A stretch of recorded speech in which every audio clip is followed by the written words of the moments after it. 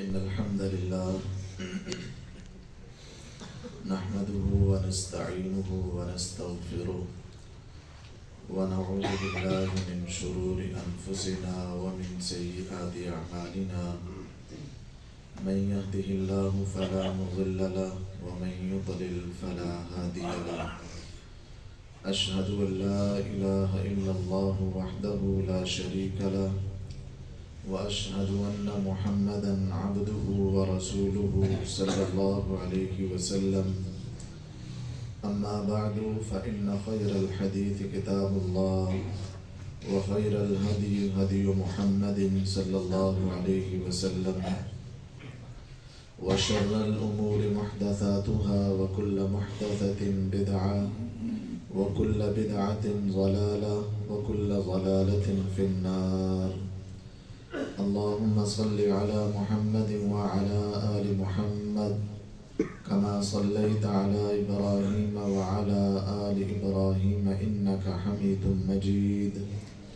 اللهم بارك على محمد وعلى آل محمد كما باركت على إبراهيم وعلى آل إبراهيم إنك حميد مجيد.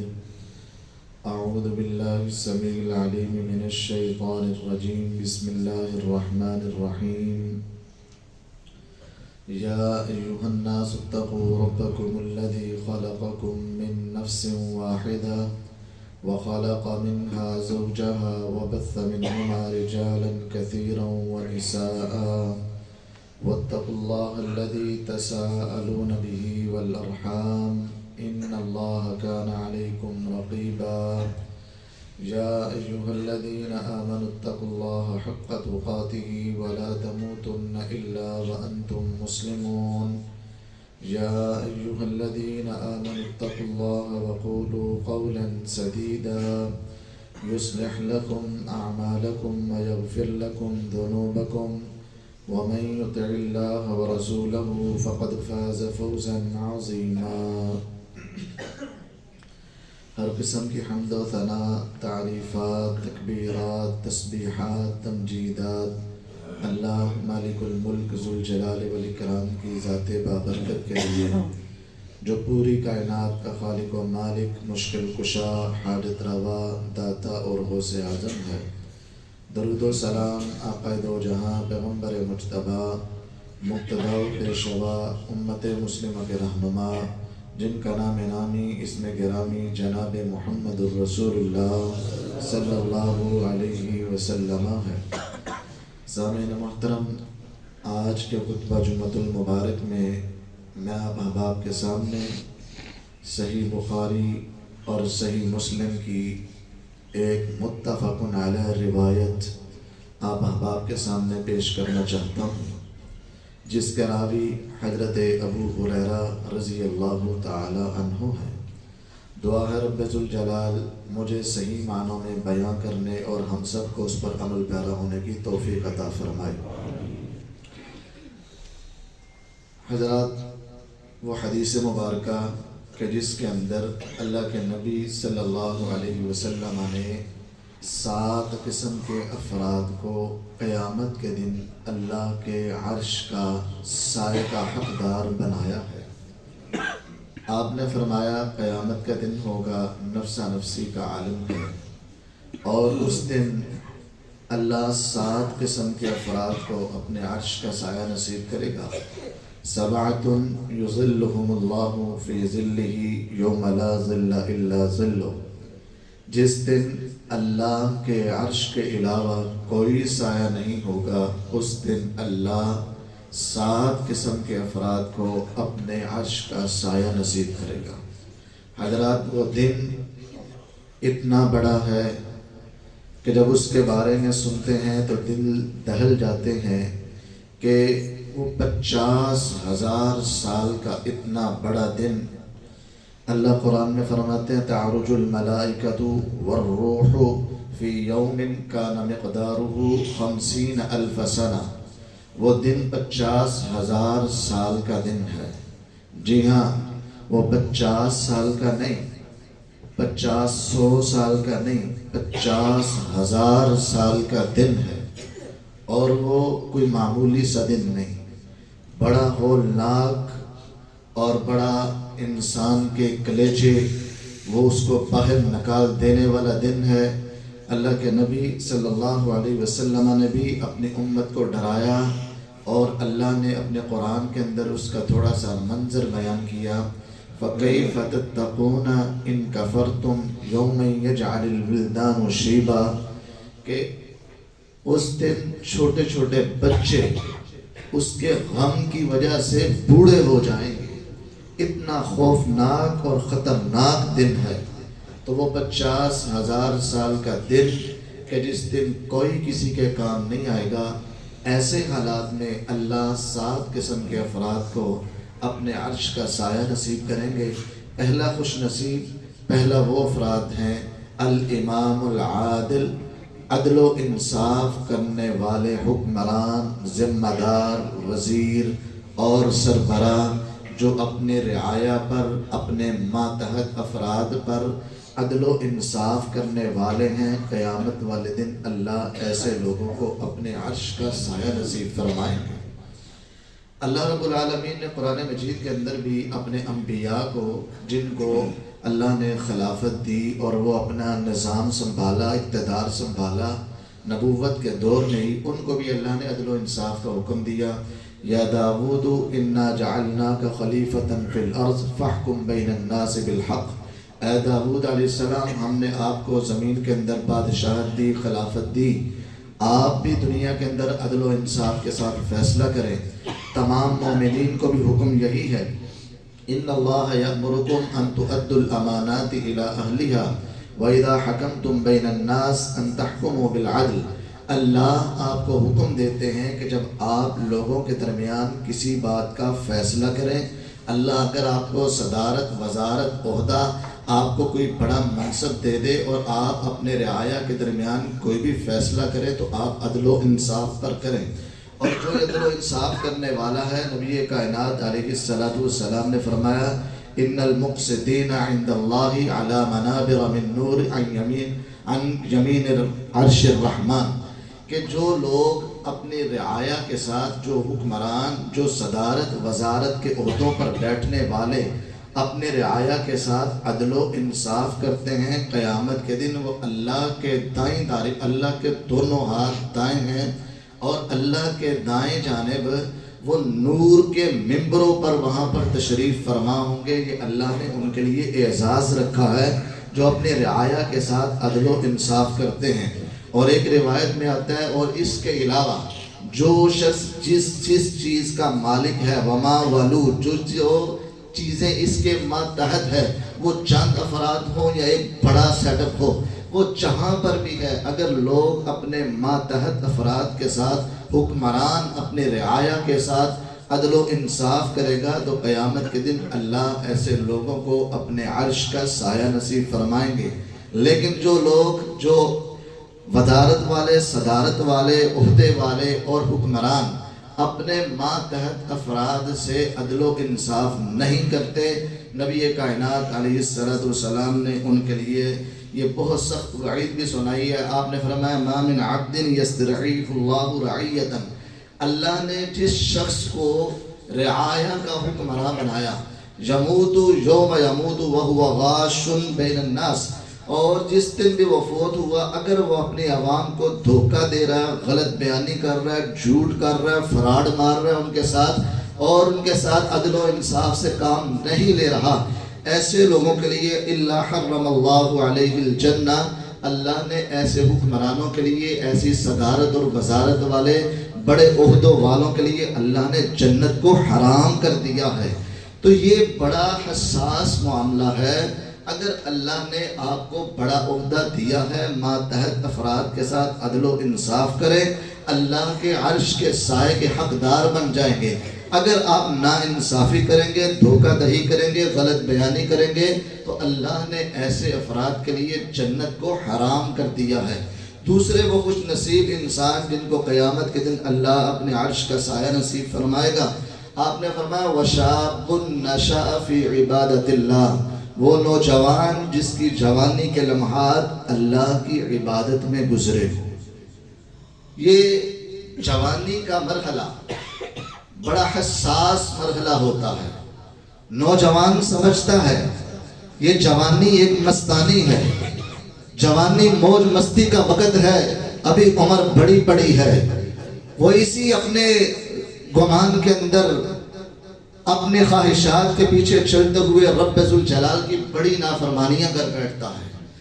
لیکن جب جوانی چلی جائے، وہ قوت، وہ شباب، وہ لمحات انسان کے گزر جائیں، بڑھاپا آئے تو پھر یہ لمحات واپس نہیں آ سکتے. اور جو شخص اپنے ان قیمتی لمحات کو سنبھالتا ہے اور اپنے جذبات کو قابو میں رکھتا ہے، اپنی جوانی کو اللہ کی عبادت میں رکوع سجود قیام کے اندر لگاتا ہے، اپنی پیشانی اپنے رب کے سامنے جھکاتا ہے، ایسا شخص کامیاب ہے. وہ نوجوان قیامت کے دن اللہ کے عرش کے سائے میں ہوگا. نبی کائنات علیہ السلام نے فرمایا اغتنم خمسا قبل خمس، 5 چیزوں کو 5 چیزوں سے پہلے غنیمت جانیے. شبابک قبل حرمک، اپنی جوانی کو اپنے بڑھاپے سے پہلے غنیمت جان. نوجوان ہے، قوت ہے، طاقت ہے، شباب ہے، عروج ہے، اس وقت تو رب کے سامنے سجدہ ریز ہو سکتا ہے. تیری قوت، ہمت، طاقت سارا کچھ موجود ہے.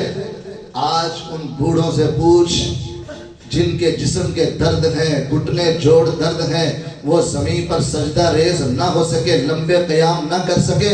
ان بزرگوں سے جوانی کی نعمت پوچھ کہ اگر ان کے پاس ہمت ہے وہ کھڑے ہو کر رب کے سامنے قیام کرے. وہ چاہتے ہوں گے ہم رب کے سامنے زمین کے اوپر سجدہ ریز ہوں، لیکن جسم اجازت نہیں دیتا. قیامت کے دن کتنے نوجوان ایسے ہوں گے جو اس دن اللہ کو سجدہ کرنا چاہیں گے، لیکن اللہ کہتے ہیں ہم ان کے جسموں کو اکڑا دیں گے، ان کے جسم اکڑ جائیں گے. وہ زمین پر سجدہ کرنا چاہیں گے رحمان کو، لیکن نہیں کر پائیں گے. وہ توفیق اس میدان میں اس کو ہی ملے گی جو دنیا کے اندر اپنے رب کے سامنے سجدہ ریز ہوتا رہا. کتنے ایسے بد نصیب ہوں گے میدان حشر میں، لوگ رب کے سامنے سجدے کر رہے ہوں گے اور یہ بد نصیب وہاں پہ کھڑا اس وقت شرمندہ ہو رہا ہوگا. اس کے ذہن میں، خیال میں، تصور میں، دل میں یہ شوق ہوگا میں رب کے سامنے سجدہ کروں. یہ کوشش کرے گا، اللہ توفیق ہی نہیں دیں گے، جسم کے اندر ہمت طاقت نہیں دیں گے. اس کا جسم ایسے بالکل کھڑا رہ جائے گا. یہ اس وقت میدان کے اندر پچھتائے گا، لیکن انسان کو اس وقت یہ پچھتاوا کام نہیں آئے گا. میرے نبی نے فرمایا ہے لن تزول قدم عبد حتی یسأل عن 40.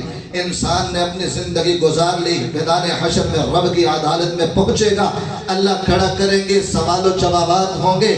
اس وقت تک انسان کے قدم رب کے سامنے سے حرکت نہیں کر پائیں گے، ہلنے نہیں پائیں گے جب تلک 5 چیزوں کا، اور ایک روایت میں آتا ہے 4 چیزوں کا جواب نہ دے دے.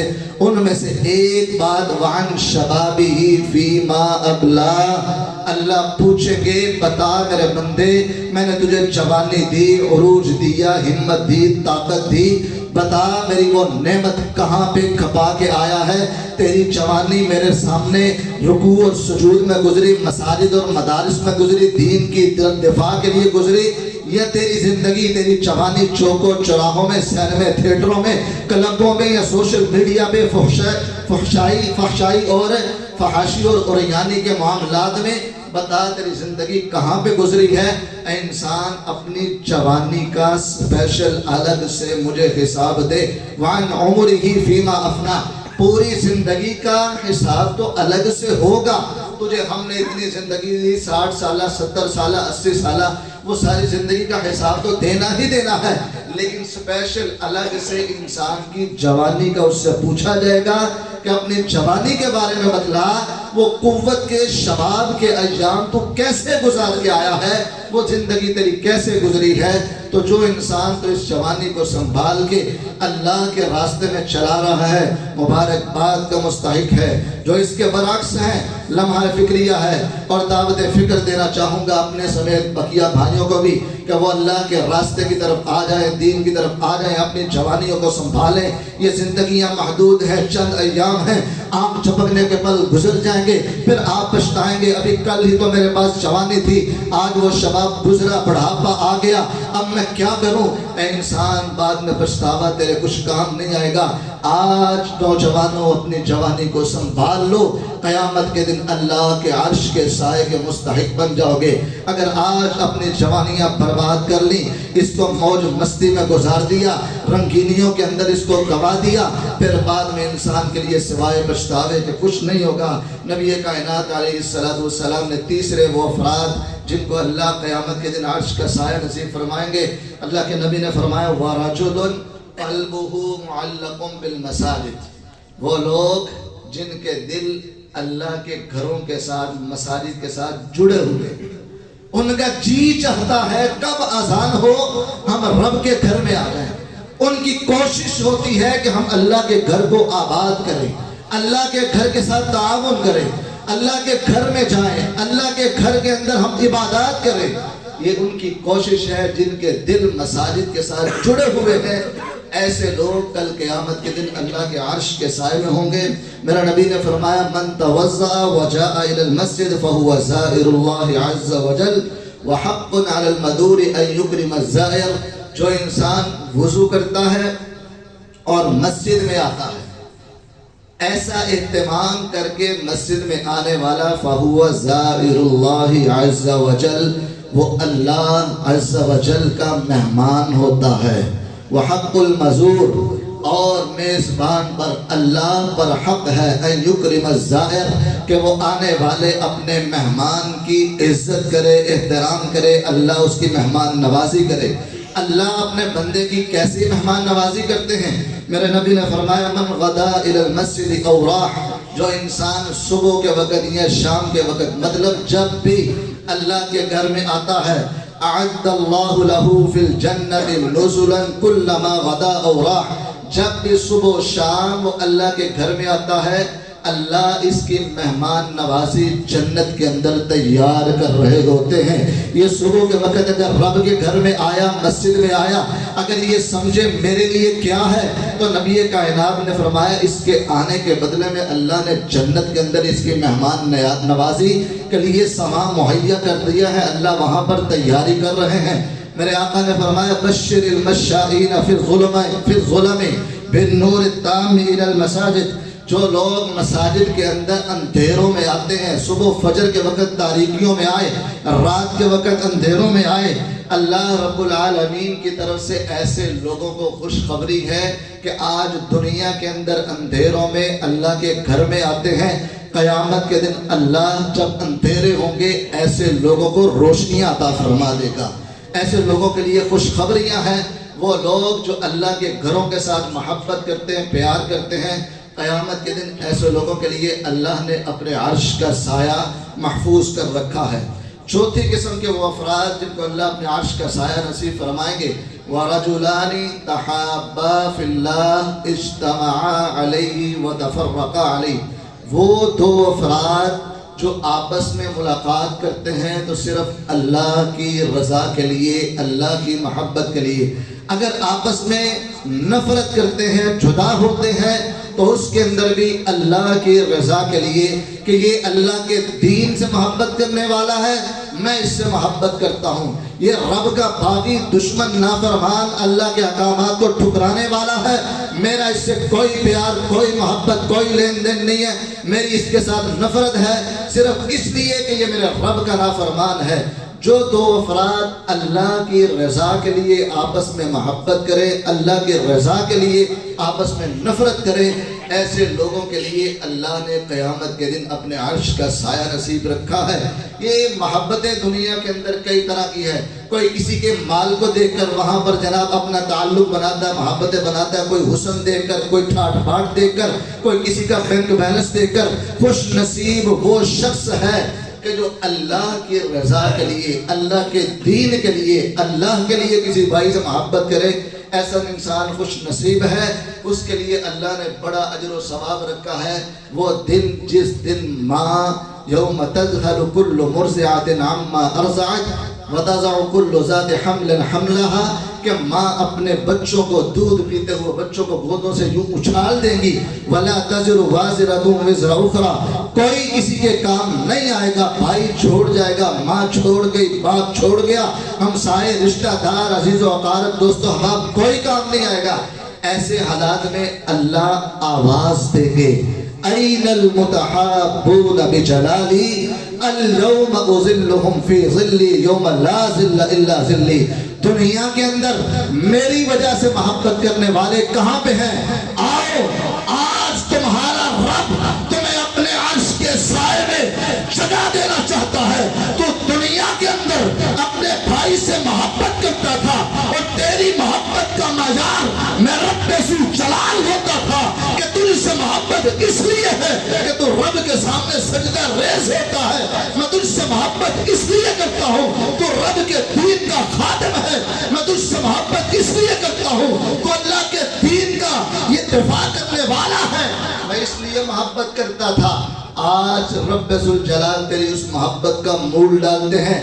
آجا, آج میرے عرش کا سایہ ہے, اس میں آجا. آج اللہ تجھے اپنے عرش کے سائے میں جگہ دیتے ہیں. حضرات وہ ایسا دن کہ میرے نبی نے فرمایا کہ جس دن سورج 1 میل کے فاصلے پہ ہے, لوگ اپنے پسینوں میں شرابور ہیں, کوئی ٹخنوں کے برابر, کوئی گھٹنوں کے برابر, کوئی اپنی کوک کے برابر, کوئی آپ نے فرمایا کندھوں کے برابر, کوئی اپنے کانوں کے برابر. آپ نے اپنے ہاتھ سے اشارہ بھی کیا کہ کسی کے گناہ اتنے ہوں گے کہ پسینہ ان کے منہوں کے اندر لگام ڈالنا ہوگا, پورے کے پورے ڈوبے ہوں گے.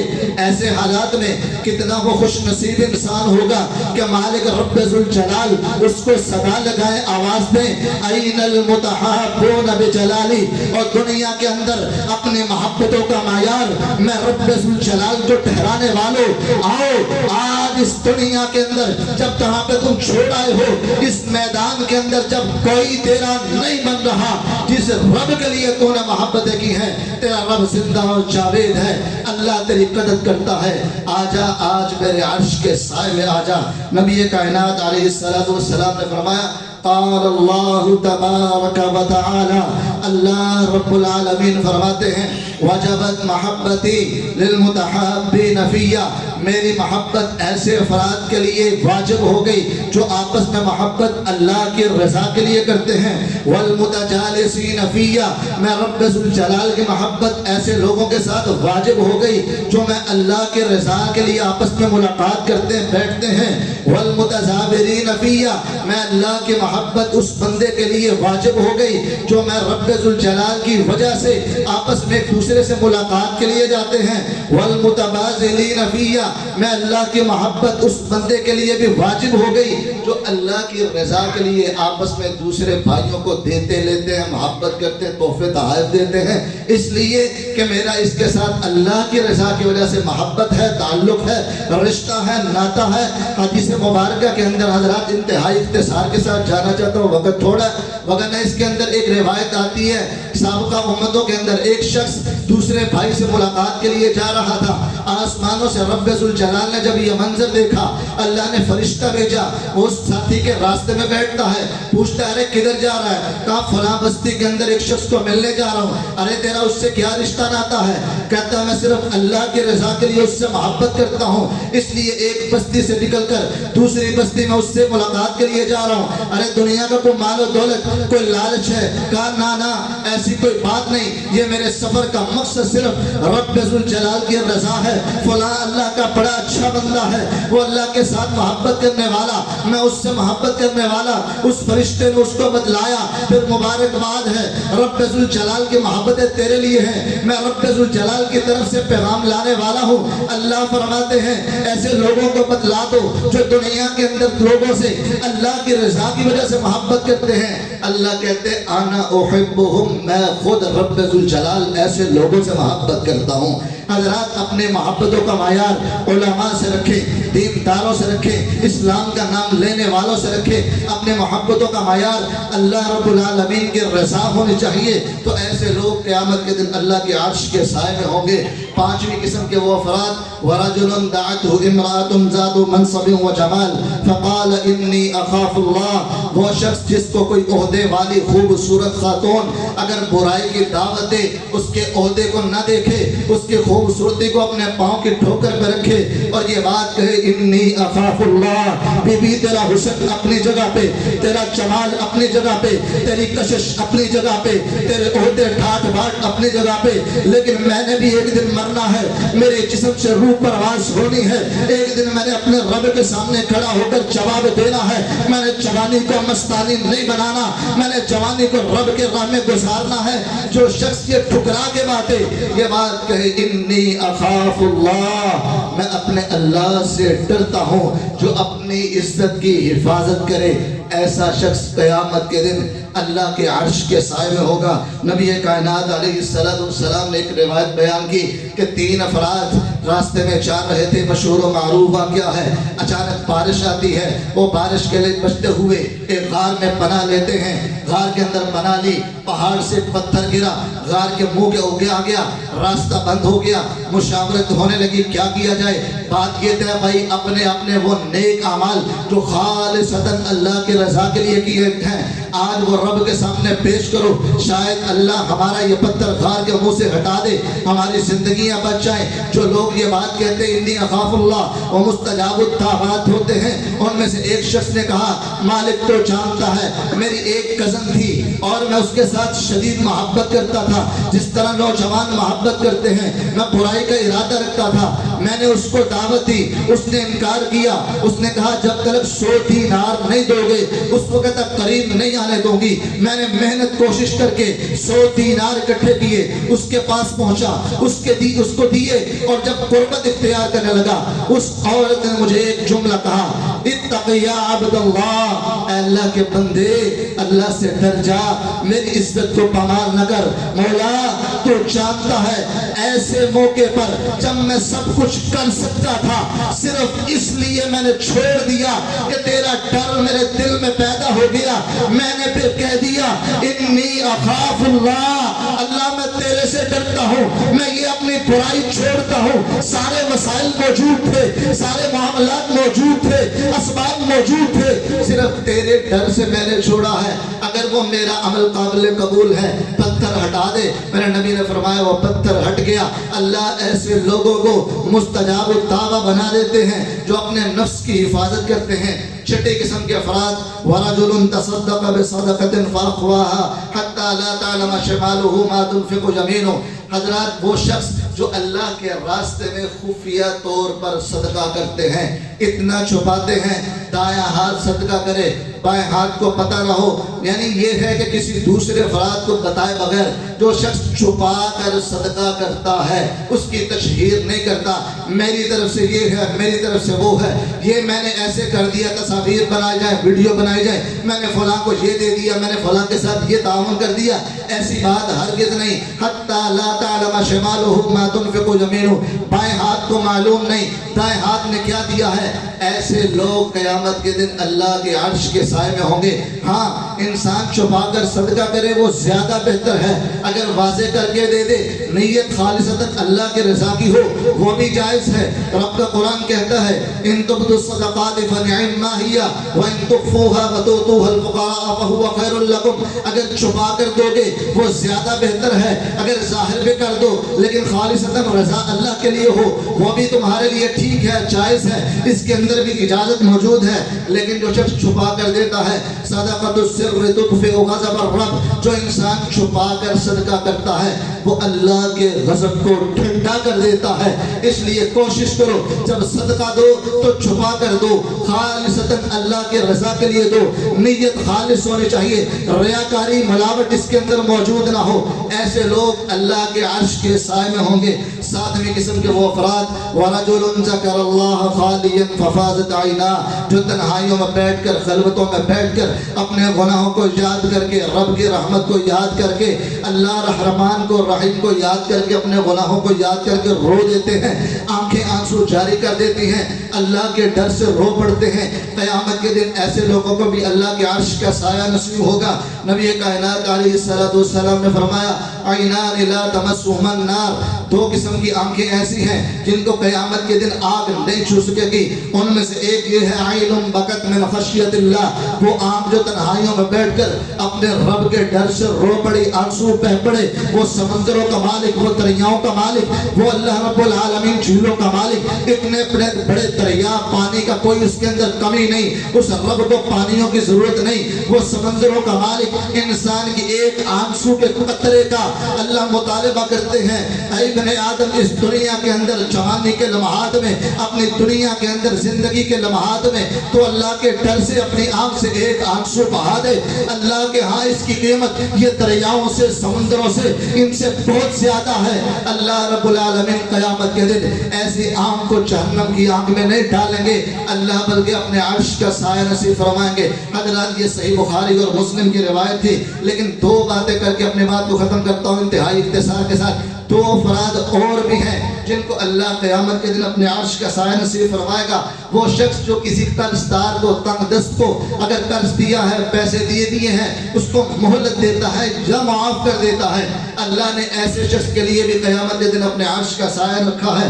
نبی کائنات علیہ السلام نے فرمایا، من انذر معسرا او وضع له، جو شخص قرض دار کو، جس کو قرض دیا اس مقروض کو، اگر وہ قرض مہلت دے دے یا معاف کر دے، اذلہ اللہ یوم القیامہ تحت ظل عرشہ یوم لا ظل الا ظلہ، اللہ ایسے شخص کو قیامت کے دن اپنے عرش کا سایہ نصیب فرمائیں گے، جس دن اللہ کے عرش کے سائے کے علاوہ کوئی اور سایہ نہیں ہوگا۔ اور میرا نبی نے فرمایا، من سرہ ان ینجیہ اللہ من کرب یوم القیامہ وان یظلہ تحت عرشہ فلینذر معسرا، جو شخص چاہتا ہے قیامت کے دن مجھے اللہ کے عرش کا سایہ نصیب ہو جائے اور اللہ رب العالمین قیامت کے دن اس کو ہولناکیوں سے، خوفناک انجام سے بچا لے، پریشانیوں سے بچا لے، اس کو چاہیے کہ ایسے تنگ دست لوگوں کو مہلت دے دے، رعایت دے دے، ان کو وقت دے دے، مزید ان کو آسانی کر دے۔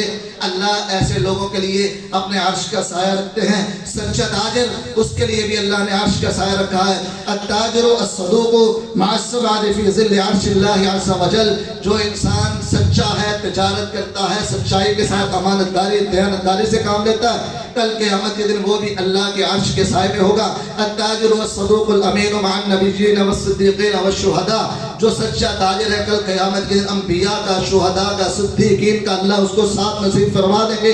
اس لیے جھوٹ، فراڈ، دھوکہ، بددیانتی، بے ایمانی سے بچیے، سچائی پر، امانت داری پر، عدل و انصاف پر بات کیجئے گا اور قیامت کے دن اللہ کے عرش کا حقدار، اللہ کے عرش کے سائے کے حقدار بن جائیے۔ اللہ سے دعا ہے اللہ کہنے والے، سننے والے ہم سب کو عمل پیرا ہونے کی توفیق عطا فرمائے۔ آخر دعوانا ان الحمدللہ رب العالمین۔